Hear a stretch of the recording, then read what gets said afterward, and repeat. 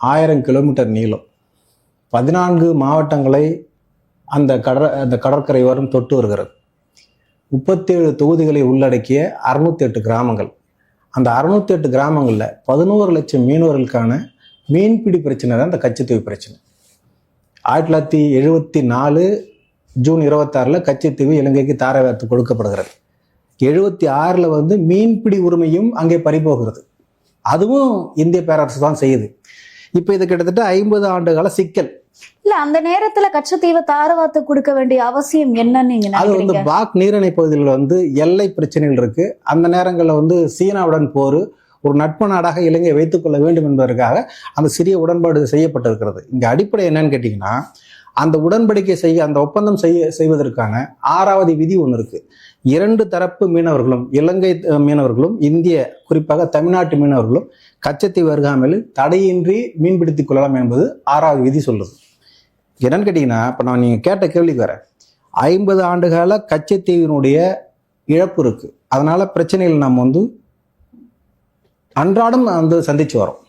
என்ன சந்திச்சு வரோம் அப்படின்னு கேட்டீங்கன்னா, ஏறத்தாழ ஒரு 1175 படகுகள் சிங்கள பௌத்த பேரினவாத இராணுவத்தினால, அந்த கடலோர இராணுவத்தினால சூறையிடப்பட்டிருக்கிறது. ஒரு 6800 பேர் இது வரைக்கும் கைது செய்யப்பட்டிருக்கிறார்கள். 800 பேர் இது வரைக்கும் கொல்லப்பட்டிருக்கிறார்கள். எல்லாம் தமிழக மீனவர்கள். ராமேஸ்வரத்திலிருந்து நாகப்பட்டினம் வரையில இருக்கிற அந்த 11 லட்சம் மீனவர்களான அடிப்படை பிரச்சனை.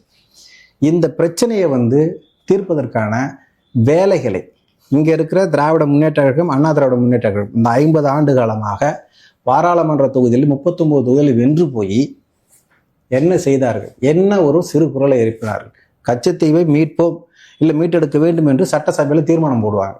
ஆனா இந்த மீனவர்களுக்கான அடிப்படை பிரச்சனை இல்ல, இதை மத்திய அரசு தான் நடவடிக்கை எடுக்கணும், எங்களால அழுத்தம் தான் கொடுக்க முடியும், ஆனா மத்திய அரசு தான் இதை மீட்டு கொண்டு வர முடியும் அப்படின்ற மாதிரி. அதை நீங்க சொல்றது புரியுது. மத்திய அரசு தான் செய்யணும், அதுல எந்த மாற்று கருத்தும் இல்ல. சட்டம் என்ன சொல்லுதோ அதை தான் நம்ம வழிமொழிகிறோம். நான் என்ன சொல்ல வரேன் கேட்டீங்கன்னா, 2011 கச்சத்தீவை மீட்கணும், அதற்கான அடிப்படை வேலைகளை செய்யணும்னு சொல்லி அம்மையார் ஜெயலலிதா ஒரு குரல் கொடுக்குறாங்க. 2016 நீதிமன்றத்துல வழக்கு தொடர்றாங்க.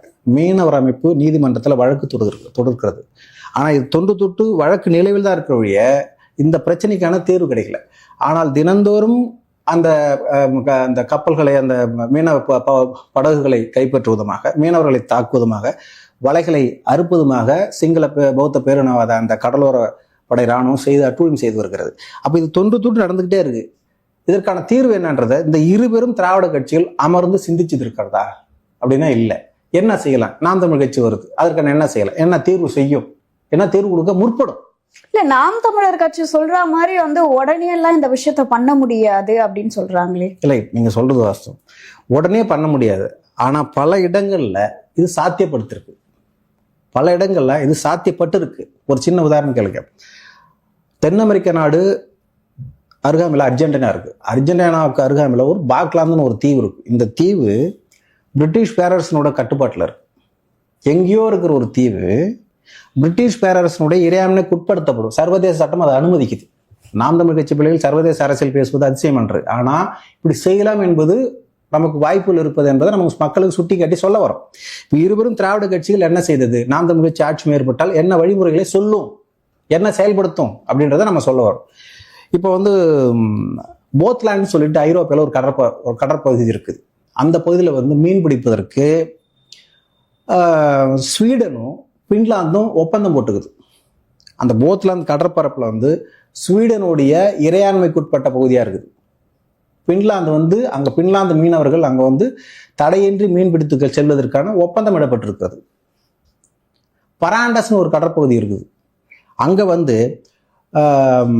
நார்வேக்கும் ரஷ்யாவுக்கும் ஒரு ஒப்பந்தம் இருக்குது. ரஷ்யாவுடைய இறையாண்மைக்குட்பட்ட பகுதி அந்த பராண்டஸ் கடற்பகுதி பகுதி. ரஷ்யாவுடைய இறையாண்மை இருக்கும். இறையாண்மைன்னு ஒன்றும் கிடையாது. அவருடைய அரசியலமைப்பு சட்டம் அங்கே அமல்படுத்தப்பட்டிருக்கும். ஆனால் அங்கே நார்வே அந்த நார்வேனுடைய மீனவர்கள் மீன் பிடித்து தடையின்றி அவர்களுடைய பொருளாதாரத்தை ஈட்டிக் கொள்வார்கள். அவங்க காம்ப்ரமைஸ் பண்ணிக்கிறாங்க. ஒரு ஒப்பந்தம், இரு ஆணையம் கொடுத்து ஒரு ஒப்பந்தம் செய்யறாங்க. புரியுதுங்களா? ஏட்ரியாட்டிக்னு ஒரு கடற்பகுதி இருக்குது. அது இத்தாலியனுடைய இறையாண்மைக்குட்பட்ட பகுதி. அந்த இத்தாலியனுடைய இறையாண்மைக்குட்பட்ட பகுதியில் 3 நாடுகள் மீன் பிடிப்பதற்கான இத்தாலியோடு உடன்படிக்கை செய்து கொண்டு இருக்கிறது. புரியுதுங்களா? அது பார்த்தீங்கன்னா போஸ்னியா, குரோஷியா, அல்பேனியா அப்படி இந்த 3 நாடுகள் வந்து இத்தாலியோடைய வந்து ஒரு உடன்படிக்கை ஏற்படுத்திக் கொள்கிறது. ஆசியாவோட காஸ்பியன் கடற்கரையோரம் மீன் பிடிப்பதற்கு ஈரான், ஈராக்கு, ஜப்பான் இது போன்ற நாடுகள் மீனவர்களுக்கிடையே ஒரு ஒற்றுமை ஏற்படுத்தி ஒரு ஆணையம் அமைத்துக் கொண்டு நீங்க ஃப்ரீயா போயிட்டு மீனை பிடிச்சிட்டு வந்துடலாம். புரியுதுங்களா? சீன கடலோரம் மீன் பிடிப்பதற்காக வடகொரியா, தென்கொரியா, ஜப்பான் போன்ற நாடுகள் ஒரு உடன்படிக்கை ஏற்படுத்தி கொண்டு இருக்கிறது. இது சர்வதேச சட்டம் அந்த அமைப்பை நமக்கு வலுவா கொடுத்துருக்குது. இந்த வழிமுறைகளை இந்தியாவும் இலங்கையும் அமர்ந்து ஏன் செய்யலைன்றதுதான் நாம் தமிழ் கட்சியினுடைய கோரிக்கை. புரியுதுங்களா? இப்படி பல்வேறு உலக நாடுகள் தன்னுடைய மீனவர்களுடைய அடிப்படை பொருளாதாரத்தை வந்து ஈட்டுவதற்கு, அவர்களுடைய வாழ்வாதாரத்தை அடிப்படையில் வந்து ஊக்குவிப்பதற்கு ஒரு சில சமரசம் செய்து கொண்டு ஆணையத்தினூடாக ஒரு கட்டமைப்பு உருவாக்குதா இல்லையா? கண்டிப்பா. இந்த 2 பெரும் திராவிட கட்சிகள் திமுக, அதிமுகவுடைய 39 பாராளுமன்ற உறுப்பினர்கள் போயிட்டு வராங்கல்ல, ஒரு தனி தீர்மானத்தை பாராளுமன்றத்துல போட்டு இந்தியாவும் இலங்கையும் இது போன்று வல்லரசுகளாக இருக்கிற பல்வேறு நாடுகள் கடலோர பகுதியில் மீன் பிடிப்பதற்கான உடன்படிக்கை ஏற்படுத்திக் கொண்டது போல இலங்கையும் இந்தியாவும் கச்சத்தீவு பகுதியில ஒரு உடன்படிக்கையை மேற்கொள்ளலாம்.